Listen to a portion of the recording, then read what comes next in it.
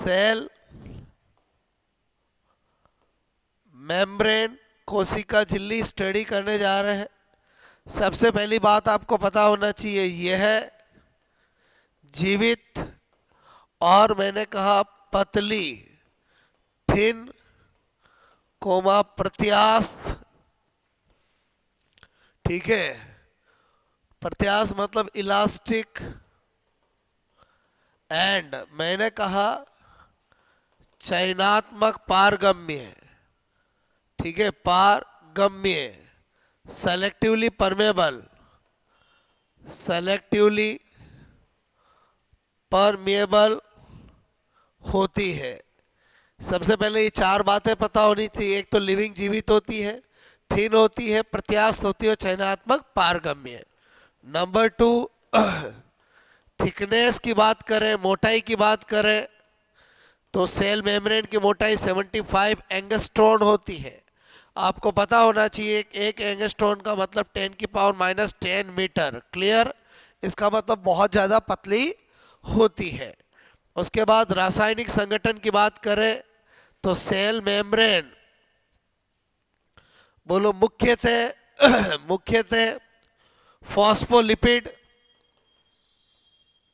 Phospholipid and मैंने कहा protein, ठीक है, से बनी होती है।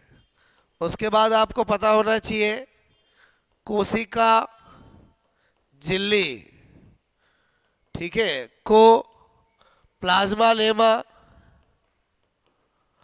भी कहते हैं, प्लाज्मा लेमा भी कहते हैं। ओके, अब आपसे मैं कह रहा हूं कि इसकी स्ट्रक्चर को बताने के लिए दो मॉडल दिए गए हैं। मैंने कहा स्ट्रक्चर ऑफ सेल मेम्ब्रेन, ठीक है, के लिए दो मॉडल है। बोलो, मैंने कहा 2 मॉडल। ओके, एक है सैंडविच मॉडल,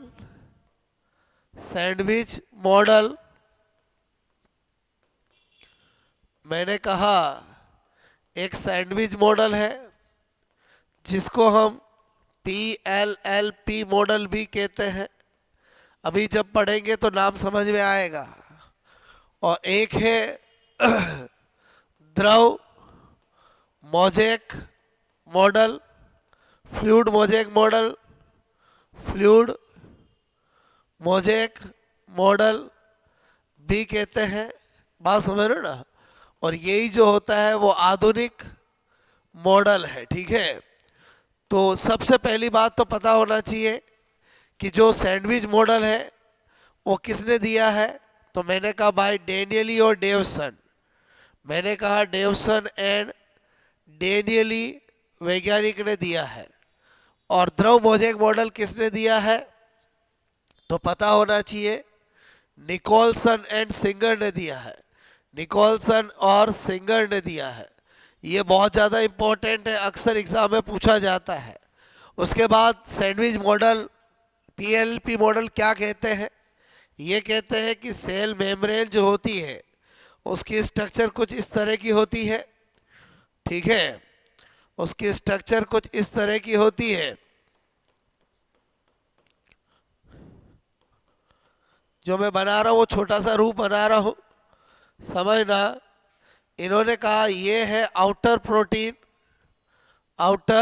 प्रोटीन लेयर जो कि 20 एंगस्ट्रॉन की होती है। ये इनर प्रोटीन जो भी 20 एंगस्ट्रॉन की, और ये आपको नजर आ रहा बाई लेयर, ठीक है, ऑफ फॉस्फोलिपिड जो कि 35 एंगस्ट्रॉन की होती है। तो अपने को क्या पता चला? Protein, lipid, protein. तो मेरे कहने का मतलब है PLLP मॉडल समझ में आया होगा। देखने में ही किसके जैसा लगता है? सैंडविच जैसा। बोलो, आपसे मैं कह रहा हूँ तो इसलिए सैंडविच मॉडल बोला डेनियली और डेवसन ने। और इन्होंने कहा कि 20, 35, 20 यानी टोटल 75 एंगस्ट्रॉन होती है। और अगर इस मॉडल के अकॉर्डिंग देखें तो रासायनिक संगठन क्या हुआ? बोलो, मैंने कहा फॉस्फोलिपिड प्लस प्रोटीन, फॉस्फोलिपिड, ठीक है, प्लस प्रोटीन, इन दो से मिलकर बना हुआ क्या है बोलो, आपकी सेल मेम्ब्रेन है। आई होप मेरी बात समझ में आई होगी। इधर आ जाते हैं द्रव मोजेक मॉडल, जो आधुनिक मॉडल है, क्योंकि इसने बोलो थिन बता दिया लेकिन इलास्टिसिटी प्रॉपर्टी को नहीं समझा पाया। इस मॉडल ने यही चीज को ध्यान दिया और ये क्या कहता है बोलो, आपसे मैं कह रहा हूं इस तरह से कुछ इंट्रिंसिक प्रोटीन होते हैं और आपसे मैं कह रहा हूं कुछ एक्सट्रिंसिक प्रोटीन होते हैं। ओके, ये इनकी स्ट्रक्चर बना के बता रहा हूं मैं आपको, बात समझना।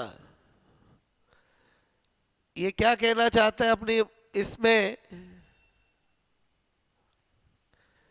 ये कहते हैं कि ये जो है वो तो एक्सट्रिंसिक प्रोटीन है जो 30% होता है, ठीक है, और ये जो आपको नजर आ रहा है जो फिक्स होता है वो है इंट्रिंसिक प्रोटीन, ठीक है। इन्होंने ये वर्ड यूज किए जो 70% होता है। अक्सर ही एग्जाम में पूछा गया है कि बोलो द्रव मोजेक मॉडल में इंट्रिंसिक एक्सट्रिंसिक प्रोटीन कितने हैं, तो इंट्रिंसिक 70%, एक्सट्रिंसिक 30%। वही बाई लेयर ऑफ फॉस्फोलिपिड की बात करी, एवरीथिंग इज ओके। और द्रव मोजेक मॉडल क्या कहना चाहता है, तो निकोलसन और सिंगर कहते हैं कि आपसे में को सेल मेम्ब्रेन जो अर्ध ठोस होती है उसके अंदर आप ये इमेजिन करो कि जो फॉस्फोलिपिड समुद्र होता है उसमें प्रोटीन रूपी दीप जो होते हैं वो आपसे में को तैरते हैं।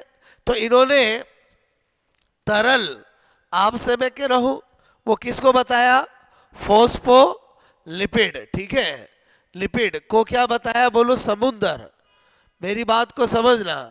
और मैंने कहा कि जो प्रोटीन होते हैं उनको क्या बताया बोलो, बर्फ, ठीक है, के दीप बताया, क्या बताया बोलो, के दीप। और इस तरह से इन्होंने द्रव मोजेक मॉडल दिया। यानी ये बोलो आपसे मैं कह रहा हूं इसके अलावा ये कहता है यहां पर ये कुछ क्या होता है, कार्बोहाइड्रेट फाइबर भी इन्होंने कहा बताया, कार्बोहाइड्रेट फाइबर। ओके, तो इसका मतलब ये मॉडल जो आधुनिक मॉडल है उसके अकॉर्डिंग रासायनिक संगठन देखे तो फिर तो फॉस्फोलिपिड, फॉस्फोलिपिड प्लस प्रोटीन और प्लस कार्बोहाइड्रेट, तीनों चीजों से मिलकर बना होता है कार्बोहाइड्रेट। क्लियर। जो फॉस्फोलिपिड होता है वो मान के चलो आपसे मेरे को 60 से 70%, जो प्रोटीन होता है वो 30 से 40%, और मैंने कहा कार्बोहाइड्रेट 1 से 5%। ये जो कार्बोहाइड्रेट होता है उसका कार्य क्या होता है, सेल टू सेल रिकॉग्नाइजेशन का कार्य होता है।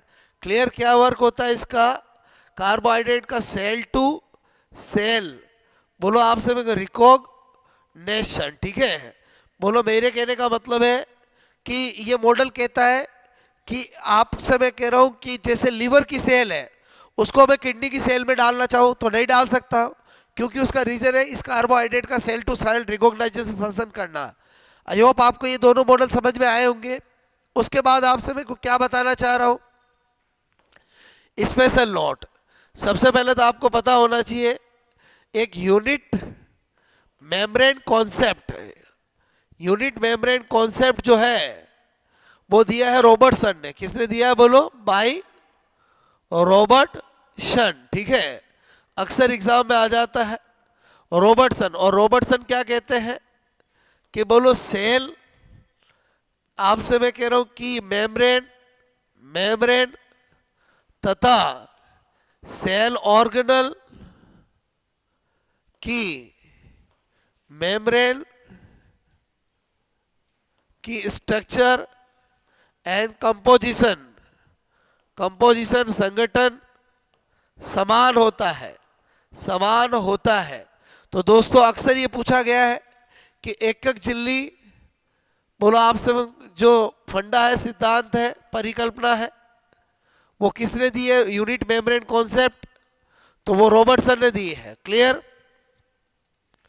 आपको मेरी बात समझ में आई होगी। ओके, अब आपसे मैं कह रहा हूं हमें क्या पता होना चाहिए, function of cell membrane. Cell membrane क्या क्या कार्य करती है? तो नंबर 1 पहला कार्य इसका क्या है बोलो? आपसे मैं कह रहा हूं सेल मेम्ब्रेन का पहला कार्य है ट्रांसपोर्ट। ठीक है, ट्रांसपोर्ट भी बोलो, एक होता है एक्टिव और एक होता है पैसिव। ठीक है, एक्टिव जिसमें बोलो ऊर्जा खर्च, पैसिव मतलब जिसमें ऊर्जा की बोलो नहीं खर्च। ठीक है, कोई एटीपी रिक्वायर्ड नहीं होता है। जो इसमें होता है वो कम मात्रा से अधिक मात्रा की तरफ होता है, और जो पैसिव हमेशा होता है वो अधिक मात्रा से बोलो कम मात्रा की ओर होता है। दूसरा मैंने कहा कार्य क्या है सेल मेम्ब्रेन का? चयनात्मक पारगम्य। मैंने कहा ये भी सेलेक्टिवली परमेबल, ये भी कार्य है। उसके बाद सेल टू सेल रिकॉग्निशन। ठीक है, ये भी कार्य है। बोलो मैंने कहा कि जो सेल मेम्ब्रेन के ऊपर कार्बोहाइड्रेट फाइबर लगे होते हैं उनके द्वारा, सेल मेम्ब्रेन पर लगे बोलो कार्बोहाइड्रेट तंतु द्वारा। ठीक है, मेरी बात समझ में आ रही है बोलो? इसके अलावा मैंने कहा इनोसाइटोसिस। ठीक है, cell drinking.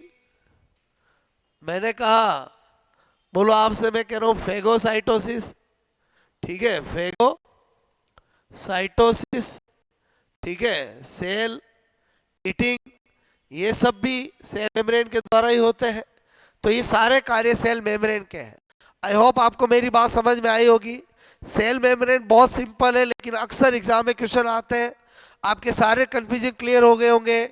Sandwich model, fluid mosaic model, thin elastic, selectively permeable, everything, function वगैरह। ओके, तो आई होप आपको ये लेक्चर जरूर पसंद आया होगा। कमेंट्स करके बताएं, और इसी तरह से बायोलॉजी को बहुत इजी तरीके से पढ़ें, और आपसे मैं करूँ अपने नॉलेज को बढ़ाएं, और जो आपका टारगेट है उसे पूरा करें। Best of luck.